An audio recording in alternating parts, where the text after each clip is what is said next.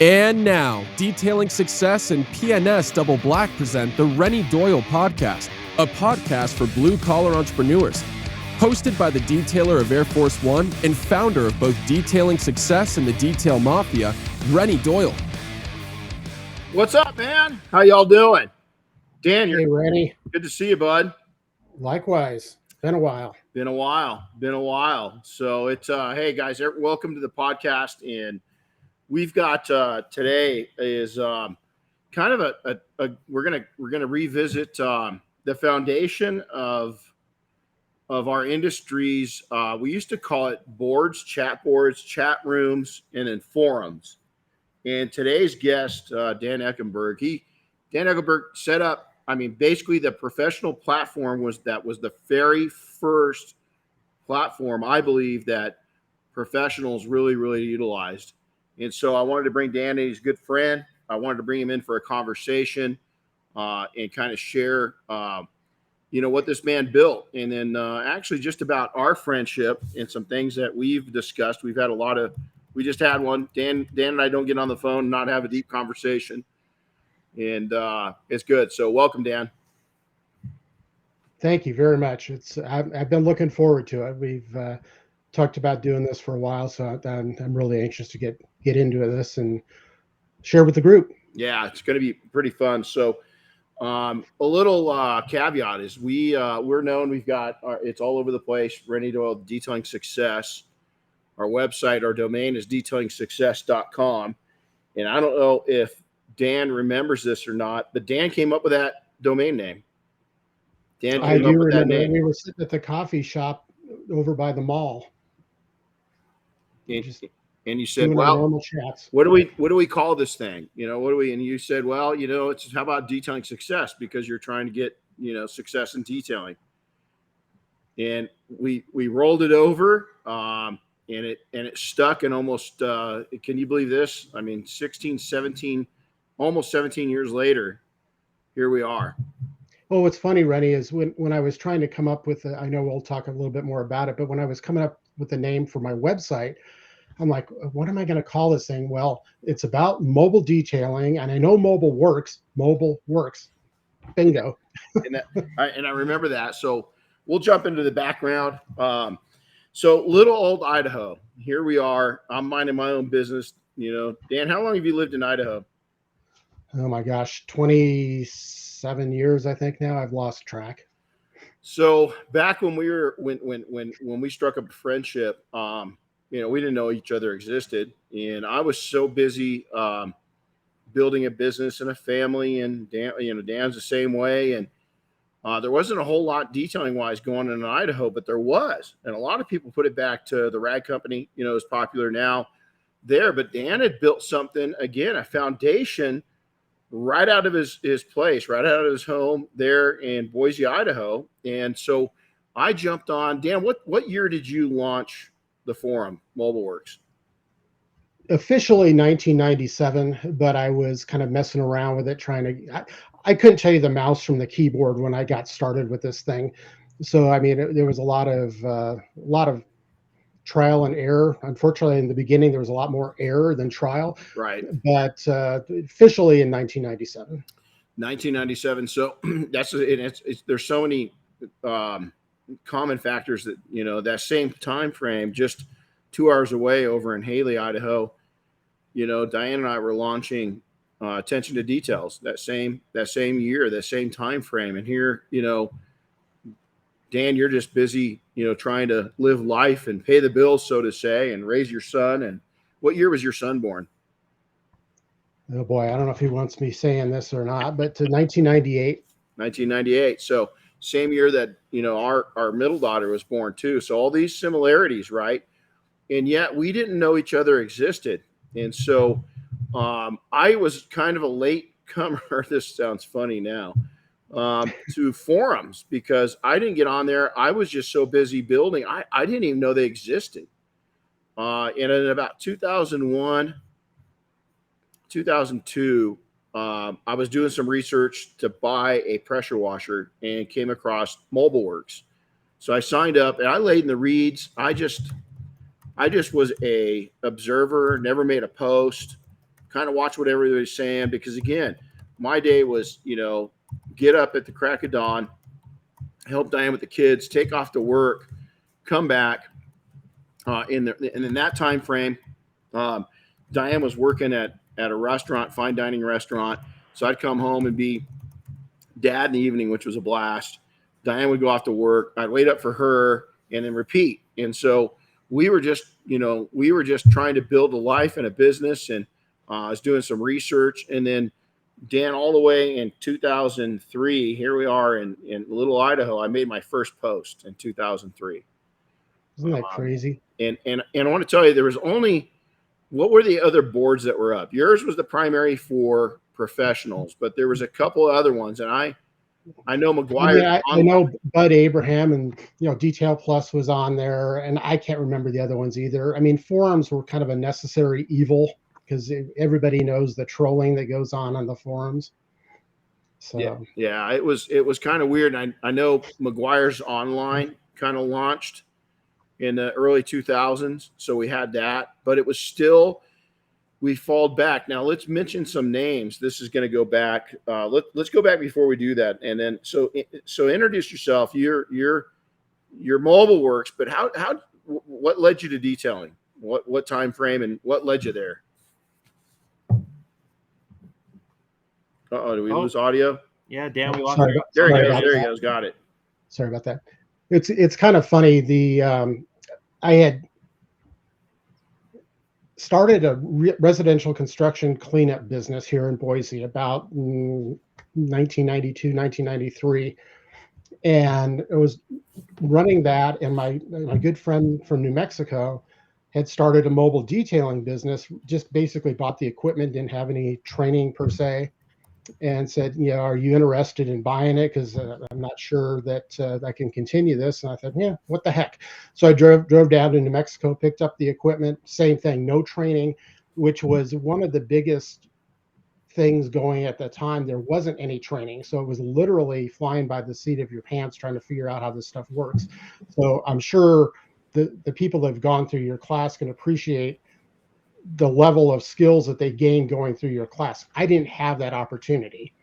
I mean, I literally was learning, and you may remember this, Renny, but I was contacted by a company to do one of their RVs.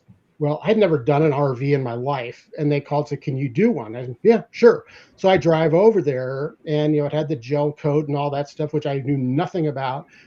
Totally screwed it up. It was this pea green motorhome, this ugliest thing you've ever seen.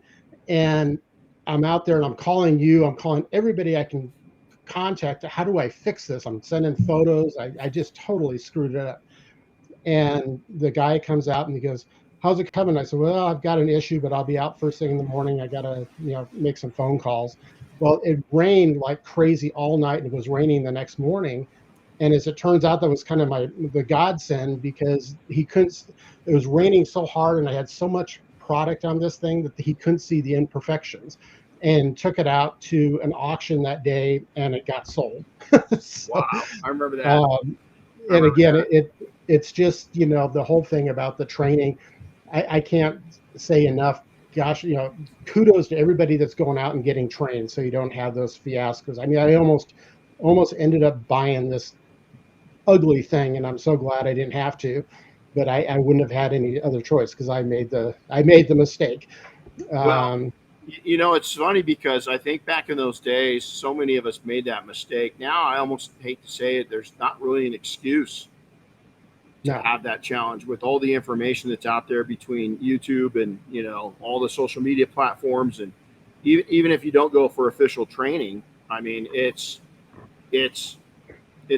would almost be silly to make that kind of mistake. But yet back in those days, there was no options, as you mentioned. And so I remember making a couple posts, and we're going to get into history repeats itself in 2008 and now in any likeness, because I want to hear your opinion on this.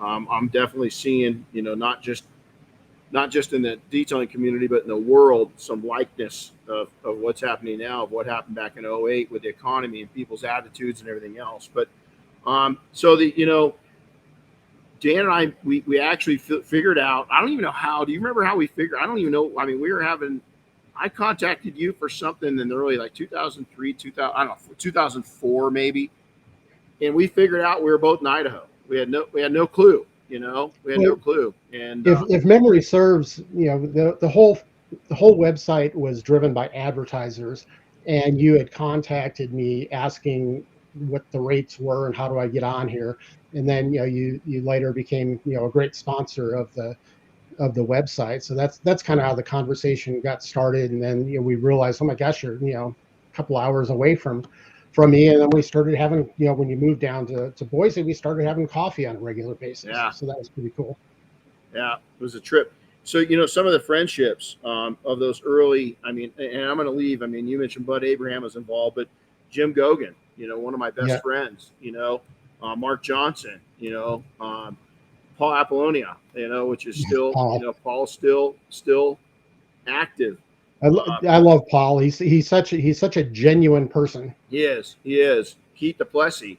And there's a lot of names I'm skipping over, but this original group, we decided to go to this little show called Mobile Tech, MTE. Yep. So Dan's talking to me and he goes, hey, let's go down there together. What was it, 05 or 06 that we went together? Do you remember? I believe it was 6, but I'd have to search my memory brain. Right. I can't remember what I had for breakfast. Right. So 2005, 2006, we go down to Mobile Tech, and we're there, and it's in Clearwater at that time. Right. Which, boy, I wish we could move it back there. I don't think they've got anything big enough. But I really do. I mean, not laying claim that we all started detailing, because we didn't. It was going.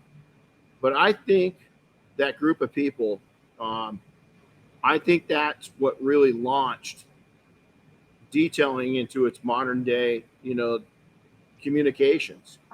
Agreed. They made it a community. And if you remember, Renny, that first year we were down there, the original, Jim and Brian, I believe, were heading up the original, what's now, the Professional Detailing Association. They were trying to get that going at that expo. Right.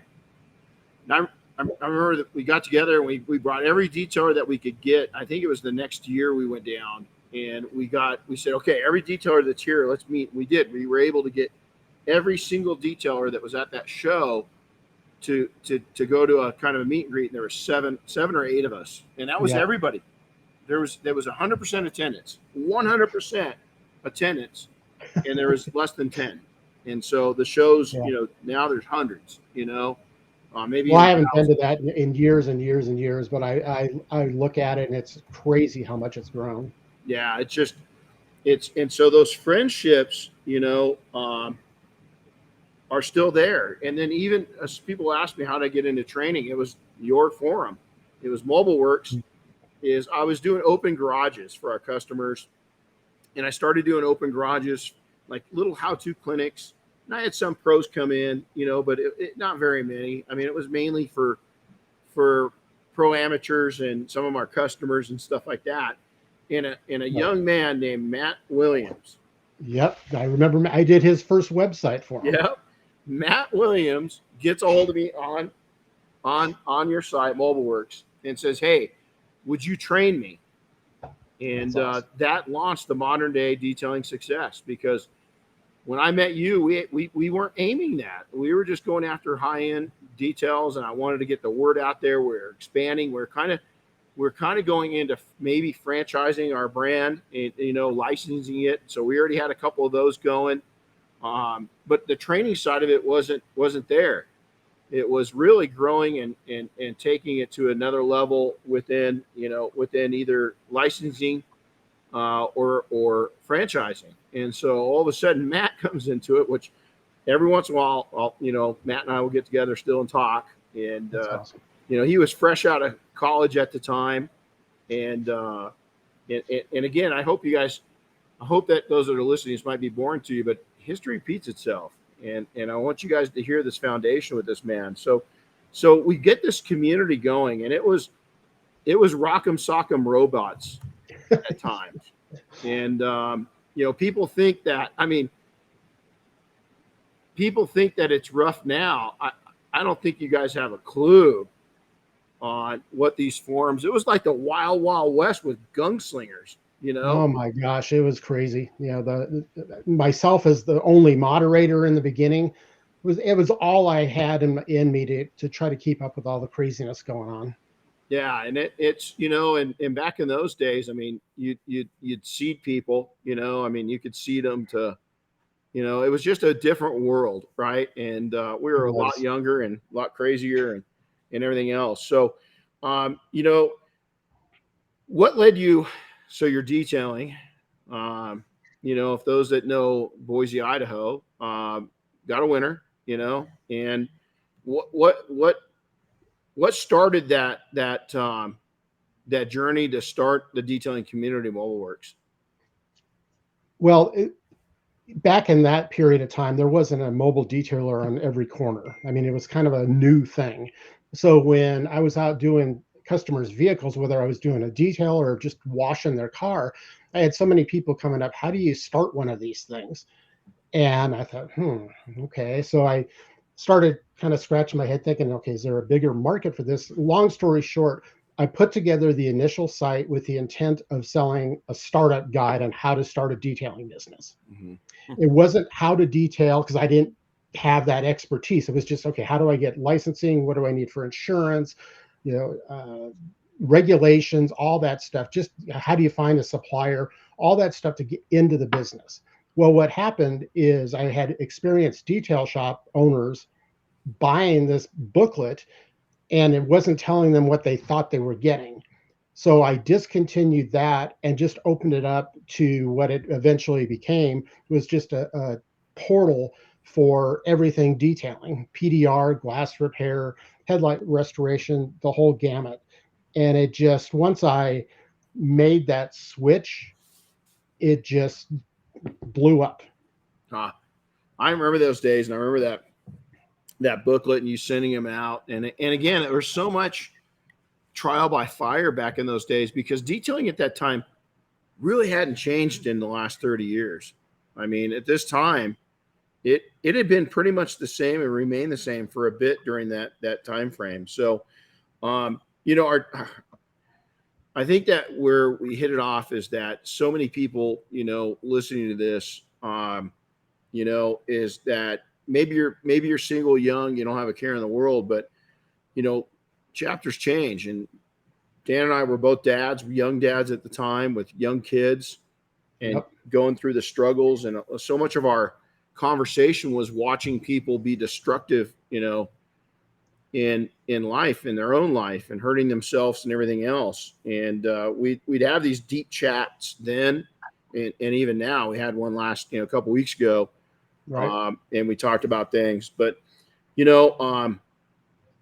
we tying all that in is our friendship. It's so important to have people that understand your struggle, that are in the same game, and that you got to be careful is because, we mentioned earlier some of the characters that were in there. You don't, especially back then, you don't know who you're talking to, is that, you're behind a keyboard and you've got to be careful of who fills your brains. Even today is that we go out and there's hundreds and maybe thousands of people at SEMA or Mobile Tech, and you get to know people, but do you really get to know them? And is I'm seeing history repeat itself, overwork, a lack of life. It's all alive and well. And Dan's done a great job, separating himself from the rat race. I think even going back, 15 years ago, Dan, is that you really wanted to take and just not be a part of the nonsense, and the loudness of life.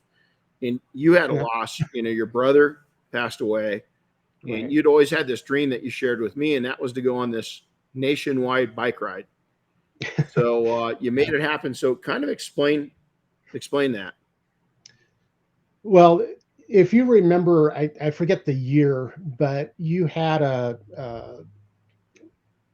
don't know if a seminar is the right word, but you had an event out in Ontario, California, that you invited me to go out and speak about work-life balance, and not to become so involved with your business that you forget your life. And in my particular case, it was my child.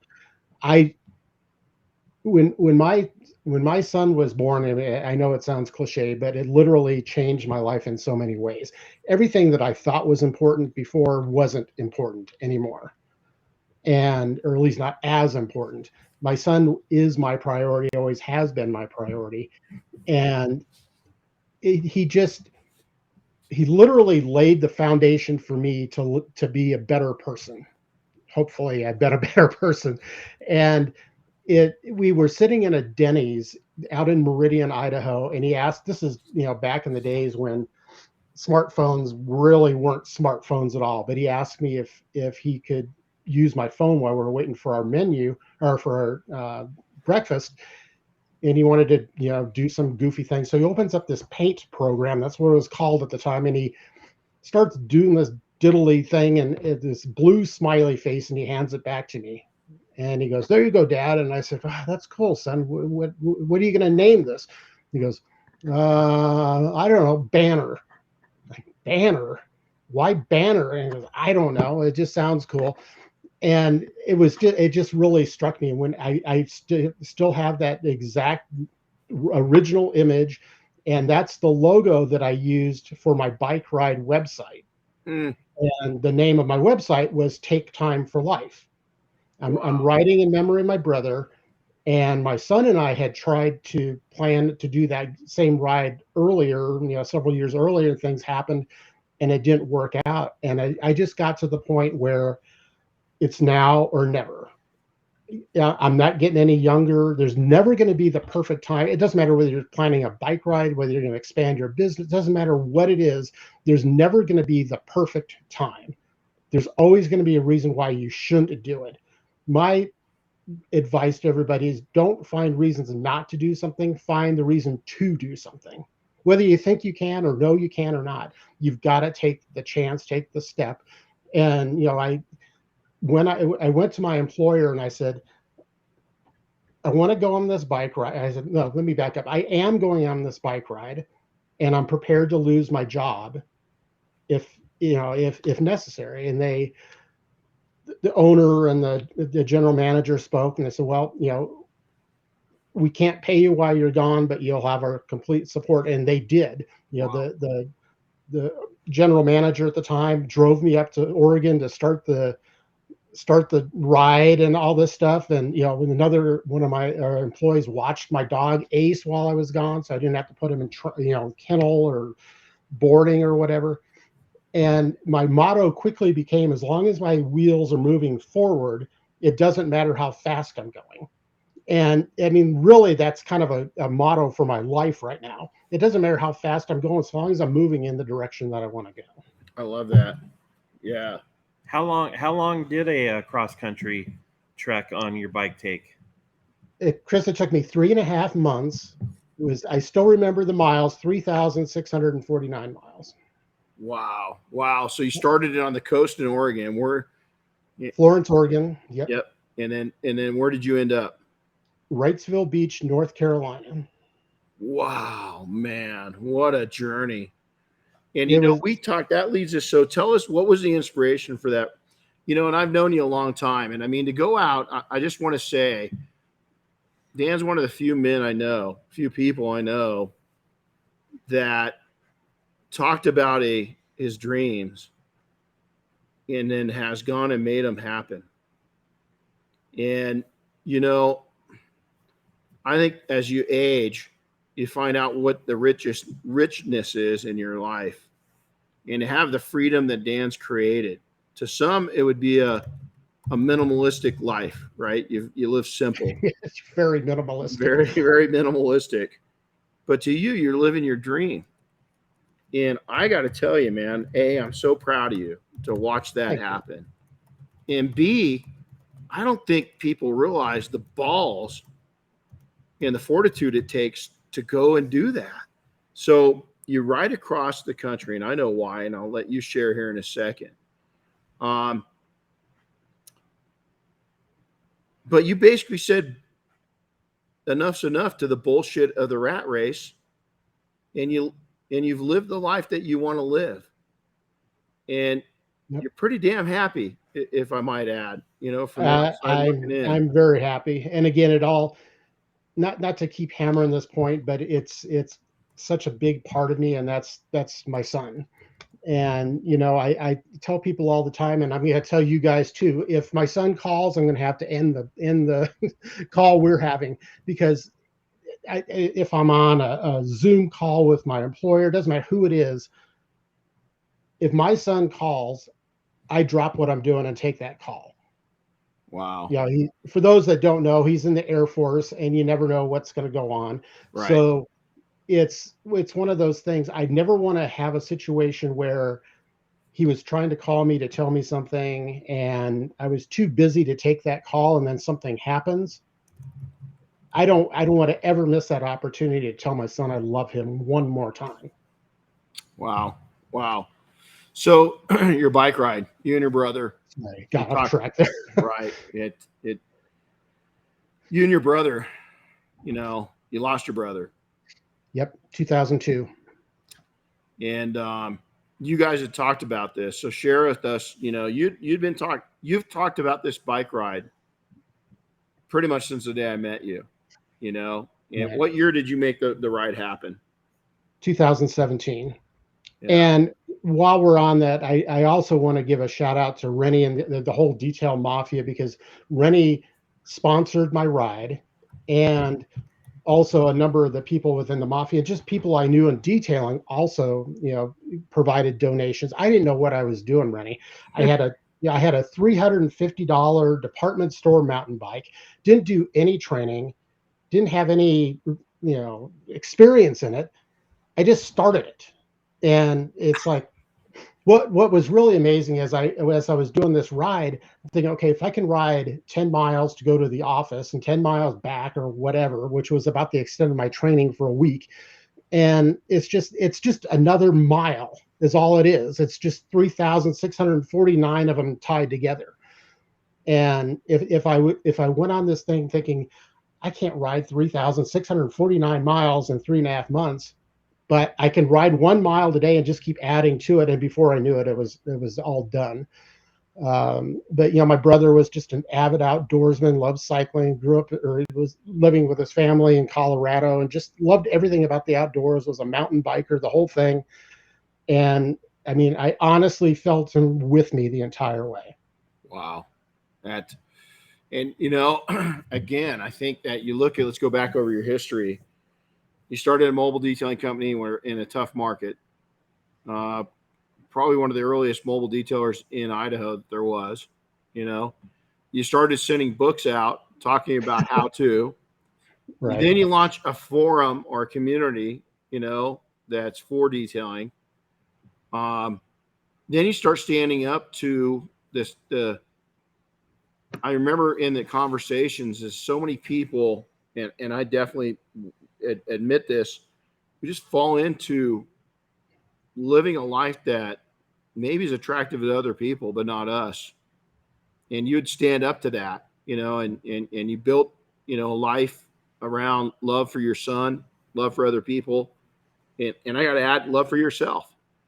Okay. You don't make these changes without. And again, the fortitude that it takes, the inner strength it takes to just draw those boundaries and say, I'm going to do this,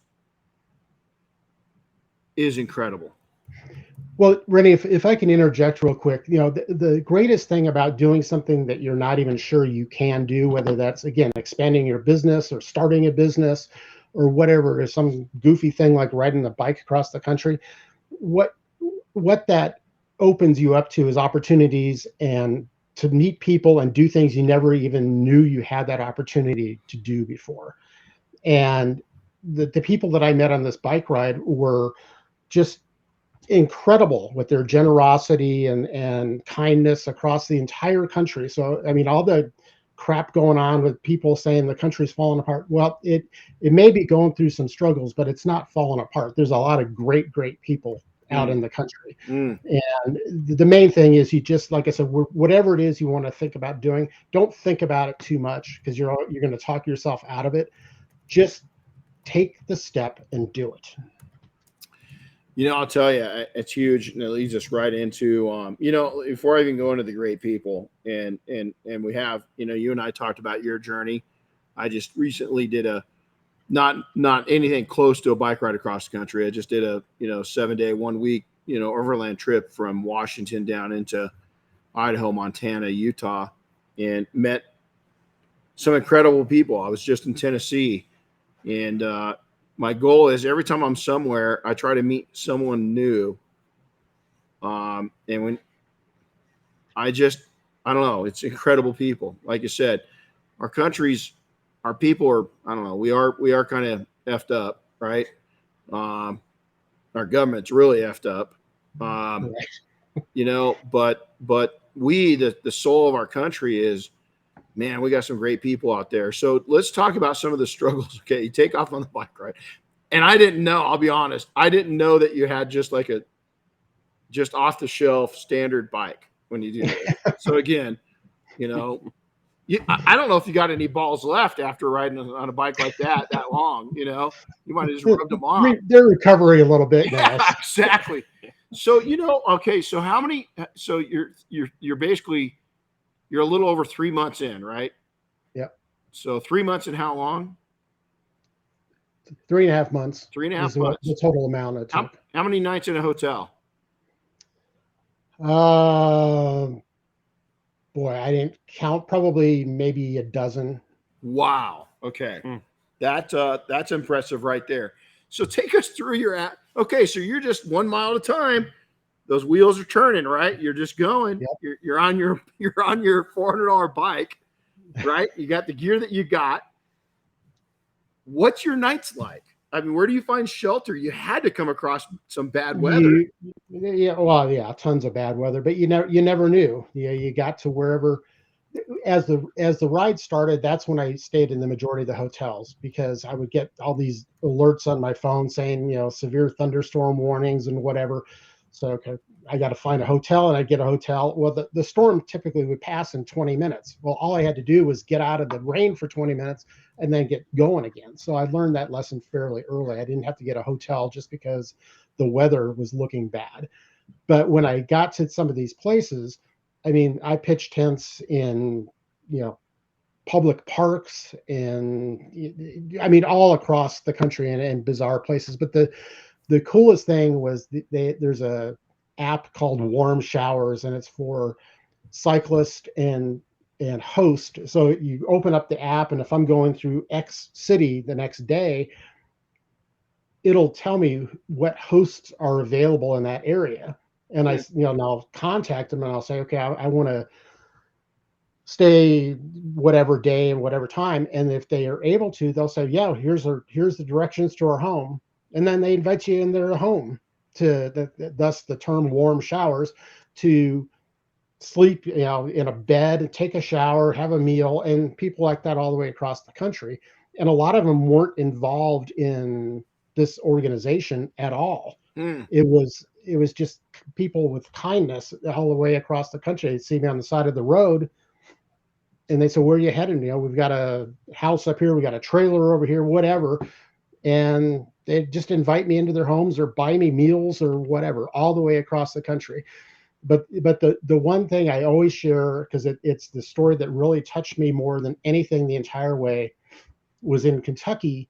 And it was Labor Day weekend, and I'm trying to get to the state park to camp for the night. And it was a windy road, and everybody's on the road with their boats and their RVs, wiping me off the road. So I turned back around to the small town I left from, Ford, Kentucky, if I remember the name of it correct. And there's a gentleman sitting in his truck, and I pull up to him, and he looks around and he goes, "The heck are you doing on that thing?"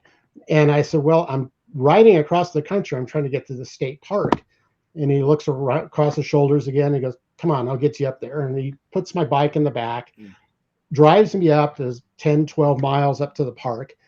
And we walk up in the ranger station or whatever. And he says, "Can I help you guys?" And he says, "Well, this guy's riding his bike across the country. Don't ask me why, but is there a place where he can pitch his tent?"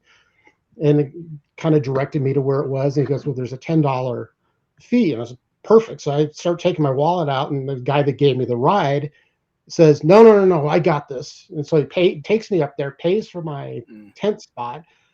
And then I go over and I get the tent set up, and it was probably 10:30, 11 o'clock at night. And this other gentleman rolls up on a bike, and he's got this trailer behind it, kind of clearly down on his luck. And we were standing out there talking or whatever. And I'm like, gosh, why is this guy coming into my life right now in this way? And we stayed up until probably 2:30 in the morning talking. And he's a homeless vet from Kentucky. He'd been on this bike forever. That was his home. That was his transportation, everything. And he had stopped at a rest area not too far down the road before he got to this park. And he said, I went down there and I did some, cleaned the floors and cleaned out the kitchen. And they gave me these bags of spaghetti as payment. Would you like one? I'm like, oh my gosh. I said, thank you. I appreciate it. I'm fine though. He goes, well, I got to give you something. And I said, it's not necessary. And he goes over to his trailer and he starts unwrapping this package of some kind. And he walks towards me with a banjo. I'm like, oh my God, what am I going to do with a banjo? That wasn't what he had in mind though. But he leaned up against the wall and he started playing the banjo and sang this absolutely beautiful Willie Nelson song. It was just incredible. Wow. And he got done. He goes, Dan, it's not much, but it's all I got. And here's these two grown men out in the middle of the state park in the middle of the night. It was just crazy. And then the next morning, that gentleman that brought me up there, I hear this rat-tat-tat on the side of my tent. And I opened up the flap to it, and it's that guy. And I said, what in the world are you doing here? He goes, I just felt so good after I met you yesterday. I wanted to come and take you to breakfast and see you off. Total strangers. And we talked about that is on my journey, now it's kind of, when that happens, Dan, it kind of becomes part of your life and every day, doesn't it? You kind of seek that out. And I'm going to tell you, it doesn't take much seeking to find good people. We concentrate on the negativity and the bad and this and that. But yet, when you're looking for good, you see good. Does that make sense? I don't even know if you have to be looking for it, Renny. You just got to be willing to accept it and not look for the negative in everything you look at. And there were several occasions when I was going into areas, at my first instinct is, oh my God, I'm going to die trying to get through here. Not because of the terrain, but just because of the people that I saw in the area.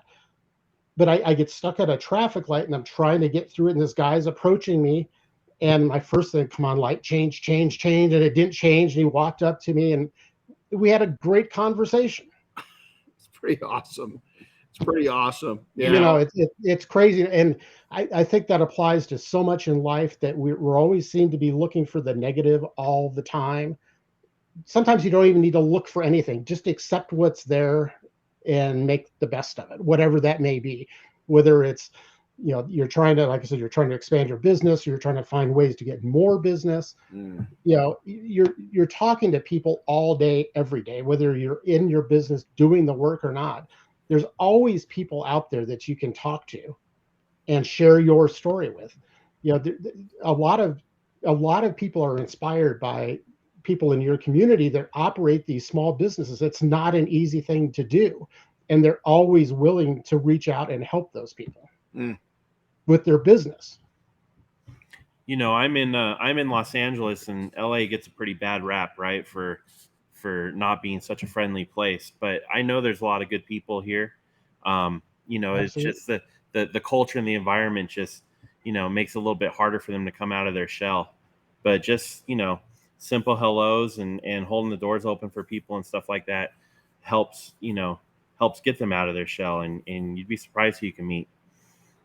No, Isn't that the truth? I was sharing with a friend yesterday. I went on a bike ride yesterday, and I'm going down the green belt. Rennie's familiar with the green belt here in Boise. Mm-hmm. And, kind of the common practice when you're approaching a pedestrian on a pathway is to say, either ring a bell or say on your left or whatever. And what I was doing yesterday when they were walking their dogs, and Renny, being a big dog person, will appreciate this. So I'm walking up and I'm doing the on your left, and they kind of scoot over a little bit. Well, then as soon as I got next to them, I would stop and say, I just didn't want to startle your dog. Or the way I said it, I just didn't want to startle your pup. And they were like, oh my gosh, thank you so much. Like they've never heard that before. Then I'm having conversations with these people about their dogs. I love There's great people everywhere. It's we've had to relocate our horses to a new facility because of just some things that went on. And so now they're still close to us. They're still under 3 miles away. Next year at this, in spring, they'll be home, so we're going to right to my left is going to be, they're going to be out there, and it's going to be awesome. But the guy that they're on the property of, last night I saw him, and he comes up to me and he goes, let me tell you something. He says, that horse of yours is something else. And he says, I come out to check on the horses, and he's got to have a conversation. He's just got to have a conversation. And I think you need to, his name's Rip. I call him Rippers. Rippers is actually his real name, Rips for short. But it's Rip tries. Is Rip doesn't know an enemy. Rip doesn't know. He just wants to love everybody, and I think so. I learned so much from him because here he is, this big 1,400-pound beast, Right. But he's gentle, and I don't know. I take a lot away from that. Well, I think you're right. I mean, you know my dog. I had to put him down a little over a year ago. He was just shy of 14 years old, golden retriever, just a love bug, and it was one of the hardest things I've ever had to do. And I think this crazy dog taught me so much about patience. Boy, not only with myself, but with other people, obviously. It's because, they're non-judgmental. Yeah. They love everybody. And I think it wore off on me.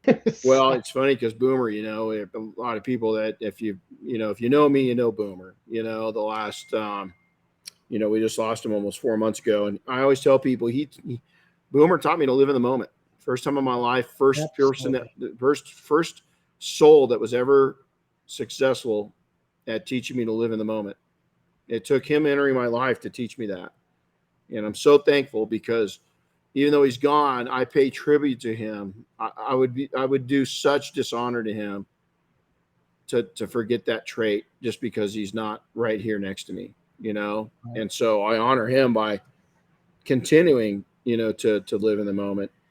You talked about websites. So you got into websites. A lot of people don't. In 2007, with your encouragement and a lot of help and a lot of discussion, I took on my own first website with Detailing Success.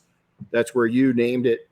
It was an endeavor. It took me. I remember people will say, oh boy. It was a huge website. It was, I practiced on a couple small ones, but I remember staying up for 3 weeks. I would get done working, and then at 9 o'clock at night, I would start the website, and at 3 a.m, I would finally turn my computer off. I'd force myself because I had to get up, in 3 or 4 hours. And you built websites for a long time. Changed a lot, hasn't it? It's changed a whole lot. Like I said, I couldn't tell you the mouse from the keyboard when I first got started, but now with all these, whether it's Squarespace or Wix or Weebly or whatever, there's so many of these drag and drop website builders out there, and a lot of them are really good.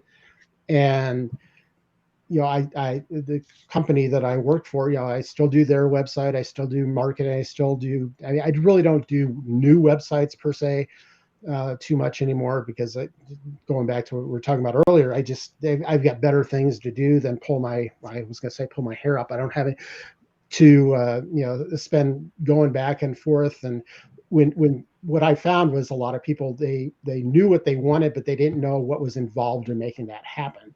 Right. So it looks easier than it is. I guess. Yeah, boy, I'll tell you.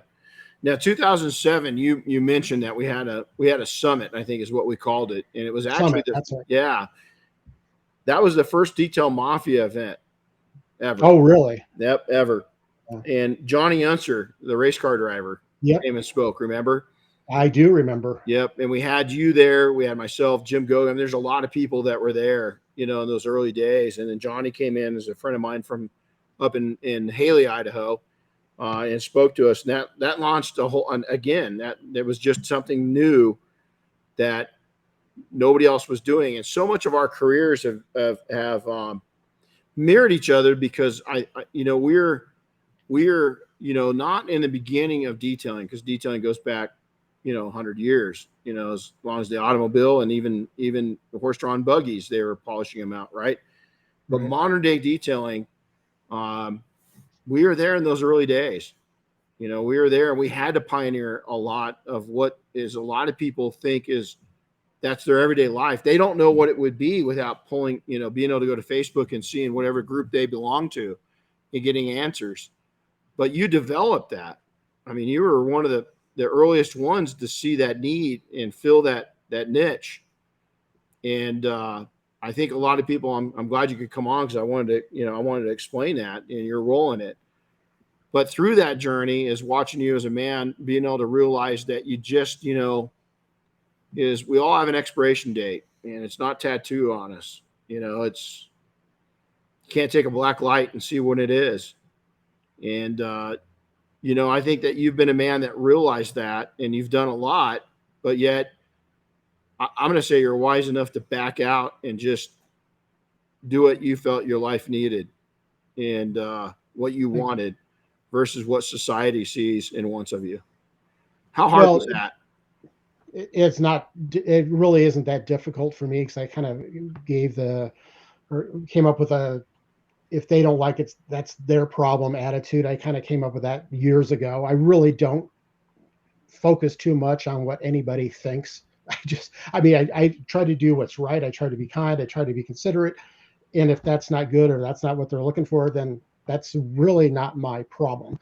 Going back to the website and getting that started, the thing that was, I taught myself how to do websites, and I had a general knowledge of detailing. I knew the terms, I knew the general procedures, but I was not an expert in it by any means. And so I reached out to people that were, i.e. yourself. And, through the kindness of people like you that were submitting articles to me to post on the website. And so what I would do is I'd say, okay, I don't know. You couldn't pay me enough to detail a plane, let alone Air Force One. So if people were asking me, okay, how do I detail a plane? Well, I don't know. I'm not going to put that information out there. So I get hold of you, and you submitted articles to me, and it's got to be a cohesive relationship. I don't expect you to take the time and effort to write an article on auto detailing or plane detailing or whatever it is, and not be appropriately, I don't know if compensated is the right word, but at least provide backlinks to your website. And that, as we all know, helps with the SEO and all that other stuff. And I had people from all parts of the industry in all parts of the world submitting articles, and they're sharing their expertise with myself and my audience, which is what ultimately made the entire site grow. I was smart enough to realize I don't know everything. Wow. Yeah. Well, and but you sure learned. You sure knew a lot, and you've helped this industry. And it's really cool. It's an honor for me. We got to get you down to Mobile Tech at some time. I'm going to drag you out of Idaho and get you down there and speak with me and talk about this exact subject, and the history of it, and Kevin Halewood and seeing Kevin and what he's built and now sold. Still involved. Him and his wife are still greatly involved. Are they really? Yeah, they're still there every year. And it makes forever ago. It's pretty cool. So I'm going to share something with you, because you're the kind of guy that loves that. Is 4 years ago today, I said goodbye to my mom. Oh boy. And Mom, I just want to tell you I love you. Never far from my heart. And Dan was there for some of those struggles we had. It's amazing that we didn't lose her before, because even Dan, we're still there in Idaho, it was a big challenge, right? And the reason why we moved back to California, we had no desire to move back to California. We want to stay in Idaho. But when your mom starts going down, you You'll do what you have to do. Absolutely. You just took the words right out of my mouth. You do what you have to do. Do what you have to do. And, you know, that the whole thing about do what you have to do, that company that I'm still working for now doing their websites, I've told this to you, Renny, several times over the years, but when I went to work for them back in, oh my gosh, 99, 2000, whatever it was, and I was still doing the detailing website part-time, but it wasn't bringing enough income to sustain me. So I went to work at this company, and I love it. I was having a great time. The people are wonderful. And I went by the manager's desk or office one morning, and he's got his head down on his desk, totally out of character for him. And I said, "Are you all right? What's going on?" He goes, "Dan, I just saw my son off in the military at the airport." I said, "Wow, well, you must be really proud." He goes, "I'm proud of him, but I'm really disappointed in myself." I'm like, "What are you talking about?" And he said, "Dan, in my son's 18 years, I've never taken him fishing. I've never gone camping with him. I've never done all these things a father is supposed to do with his son." And I said, "Well, Jeff, there's no harm or no shame in providing for your family." He goes, "I know that, but I feel like all those years were gone and I can't get them back." Man, boy. And I thought about what he said, and I went back into him a couple weeks later, and I said, "Please take this in the context intended, but I need to give you my resignation, and you're the reason why." And he thought, "What in the world did I do?" I said, "It's nothing you did, it's something you said." And I told him, "I don't want to find myself in your chair when my son's 18 years old." And, you know, the next many years were tough. A lot of them were really, really tough. But I never missed a single event that my son was in, you know, attended all the school meetings, all that, assistant coach on his football team, all this different stuff. And I wouldn't trade that for anything. Yeah, I wouldn't, you know, going back to my kids and being able to attend so much of their stuff, their games, you know, and you know, with our oldest daughter, it's you know, you've met Ryan. She's a handful. She's an amazing, you know, did a career in you know, 6 years in the Marine Corps as a Marine, so she's a Marine, and she's a helicopter pilot, professional helicopter pilot now. But our biggest goal my biggest challenge was getting to her basketball games before she fouled out. Because it's usually by, you know, before the halftime break, she was already thrown out of the game. She was the enforcer. She was pretty hardcore, but I always tell that to people, but,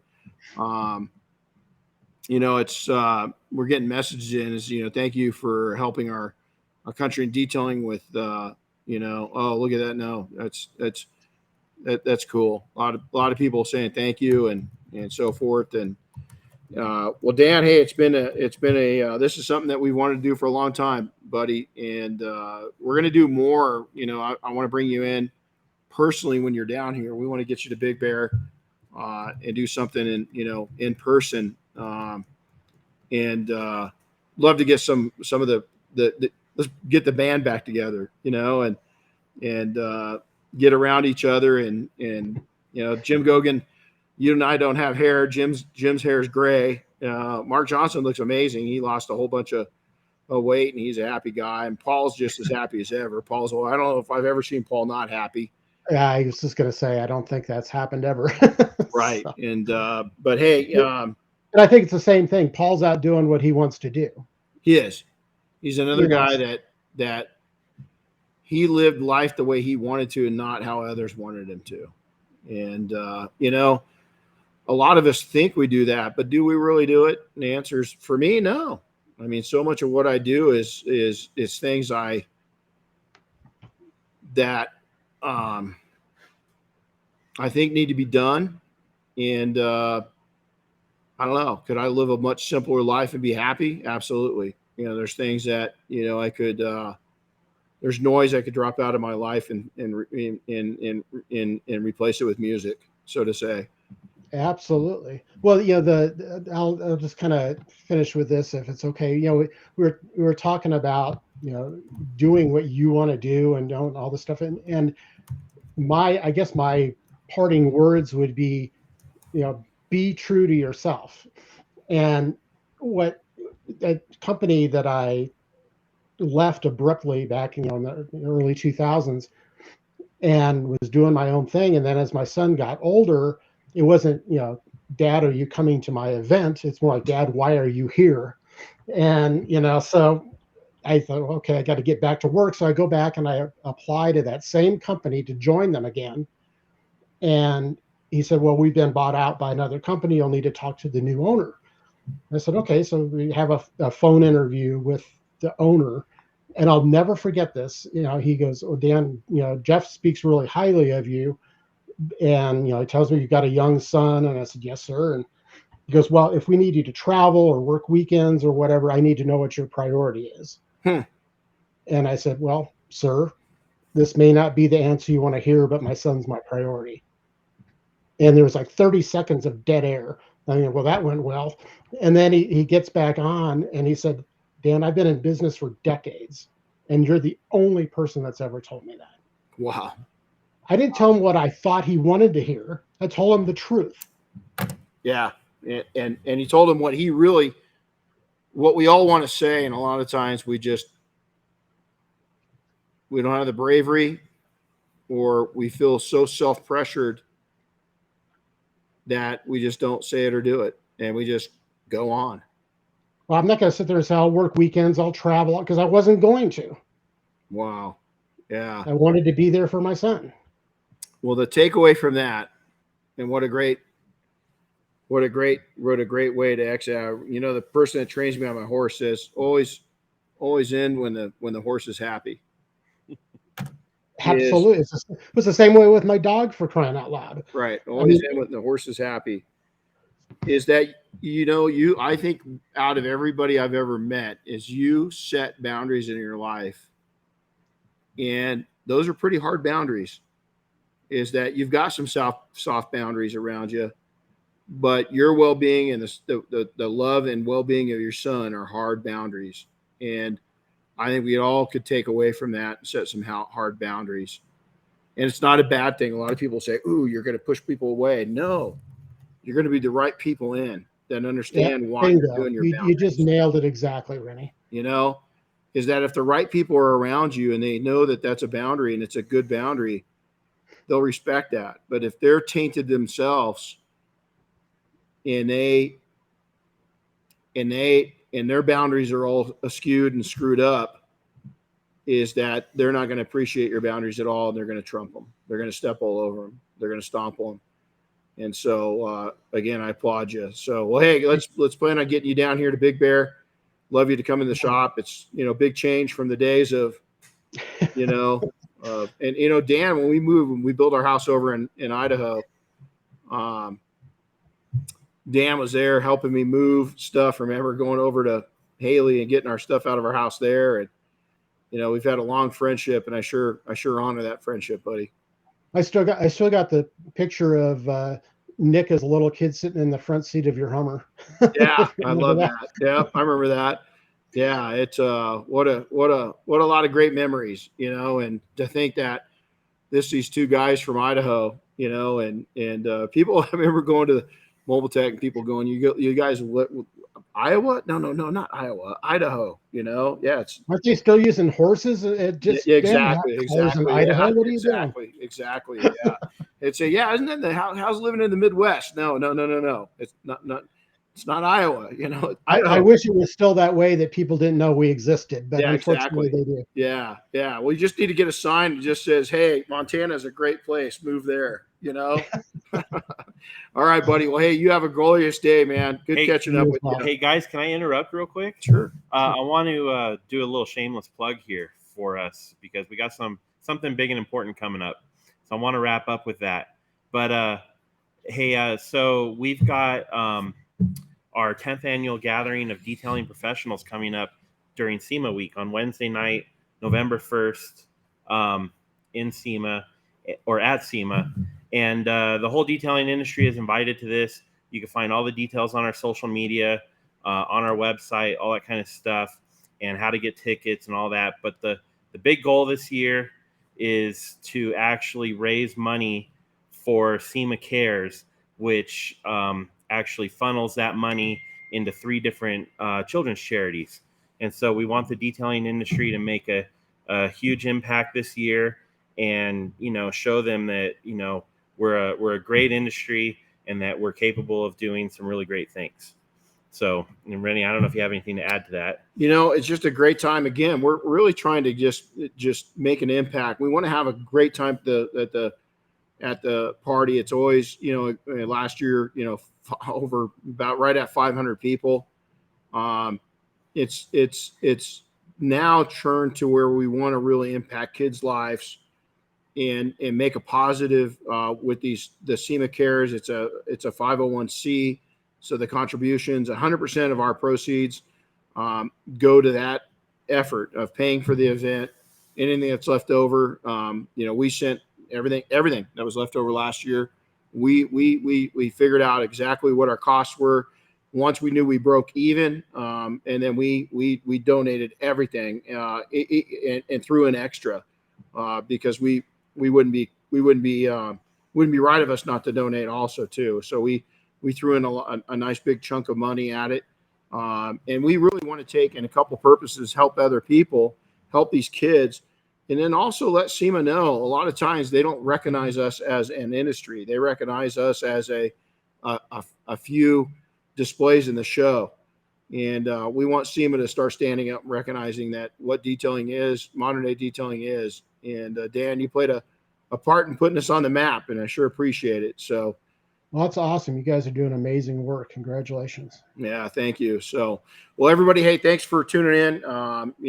Dan, I can't wait to get you down here and see you again, buddy. We're going to try to get up and go. We try to ski Sun Valley every couple of years. This is our year to get up, and we actually went up and did Tamarack 2 or 3 years ago, and then Sun Valley too. And oh my gosh, what a great trip! And so, well, I don't know if I'll join you on the slopes, but it'll be good to see you. And unless they let me ride my bike down, then maybe I'll go. There you go. Well, we'll get a hold of you when we're up there, and we'll definitely hang out and have dinner and have coffee one morning. Sounds wonderful. Thanks, guys. I really appreciate it. All right, man. You take care. Thanks a lot, guys. Take care. Right. We'll see you next time. Thanks for listening to the Renny Doyle Podcast, brought to you by Detailing Success and PNS Double Black. Listen to new episodes weekly, and be sure to subscribe on Apple Podcasts, Spotify, or wherever you get your favorite podcasts. And don't forget to share with your friends and colleagues.